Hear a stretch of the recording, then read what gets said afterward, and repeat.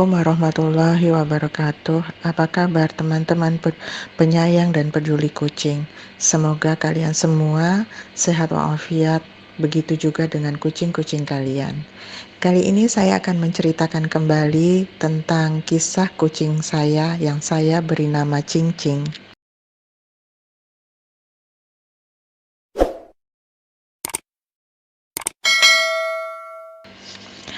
Jadi cincin ini saya temukan di area jalan raya yang nama jalan rayanya itu saya tidak tahu karena saya juga baru pindah. Kalau nggak salah orang menyebutnya sampai sekarang cuman area bebas namanya.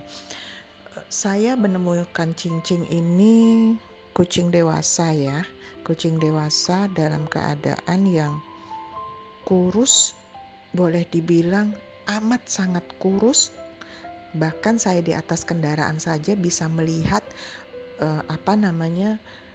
garis-garis tulangnya gitu loh. Tapi karena saya mau berangkat kerja, saya tidak bisa membawa cincin. Dan esok harinya saya nggak ketemu cincin lagi. Hari ketiga saya ketemu cincin, tapi pas mau saya berangkat kerja juga. Cincin berjalan lunglai, tapi saya juga tidak bisa membawanya karena saya harus berangkat kerja. Dan saya berdoa, ya Allah, semoga Engkau pertemukan saya dan cincin, semoga Engkau mengizinkan saya untuk memelihara dan merawatnya. Kemudian 1 minggu saya nggak pernah lagi bertemu cincin. Dan malam pulang kerja, Allah pertemukan saya dengan cincin, tapi dalam keadaan kulitnya terkelupas, merah kecuali bagian kulit kepala. Buru-buru saya turun dari kendaraan saya. Saya bingung mau mengangkatnya bagaimana. Saya melihatnya saja ngeri. Bagaimana saya megangnya? Saya cuma berdoa, ya Allah, jangan sampai dia kesakitan saat saya menggendongnya. Saya bawa cincin pulang. Kemudian saya hubungi seseorang yang mana bisa membantu saya mengantarkan saya dan cincin ini pergi untuk berobat. Karena saya nggak tahu cincin ini mau saya bawa kemana. Dan sampai di klinik, cincin diperiksa dan dokter menyatakan karena cincin dehidrasi, cincin juga harus diinfus. Dokter memperkirakan usia cincin pada saat itu lebih kurang 2 tahun. Dan dokter bilang cincin harus dirawat karena lukanya sangat parah. Saya tanya, kenapa bisa luka seperti ini? Dokter mengatakan bisa saja disiram dengan minyak panas atau air panas.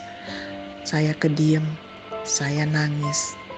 Lalu saya bilang sama dokternya, Dok, bantu saya, berikan yang terbaik untuk dia. Saya bisa merasakan rasa sakit yang dia alami selama saya nggak ketemu dia. Terus dokter bilang, insya Allah. Kemudian saya berpikir, kenapa? Kok bisanya gitu? Manusia nggak suka harus dengan menyiramnya dengan air panas atau minyak panas. Apakah dengan cara seperti itu mengusir kucing? Tidakkah dia bisa merasakan rasa sakit jika tubuhnya kena minyak panas atau air panas? Apakah nggak bisa mereka merasakan jika anak mereka, saudara mereka terkena air panas atau minyak panas? Benar-benar saya tidak habis pikir ada manusia yang berkayak begitu. Saya pulang seperti biasa dengan kelebayan saya nangis, saya berdoa, tolong selamatkan cincin ya Allah.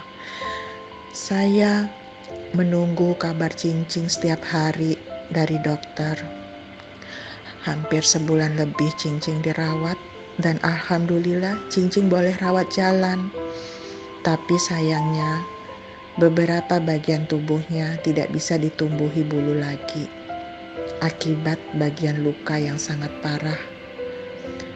Ya, saya rawat dia, saya beri dia protein yang baik agar proses perbaikan tubuhnya dan perbaikan kulitnya berjalan dengan baik.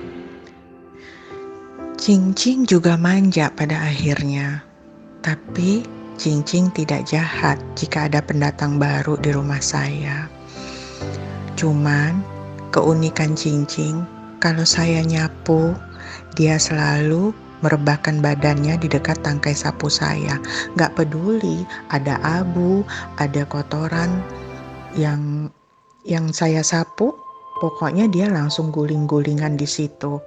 Dia meminta saya pada saat itu, mungkin pikiran saya pada saat itu ingin dielus dengan sapu tersebut. Kan sapu agak kaset ya, jadi enak digaruk dengan sapu.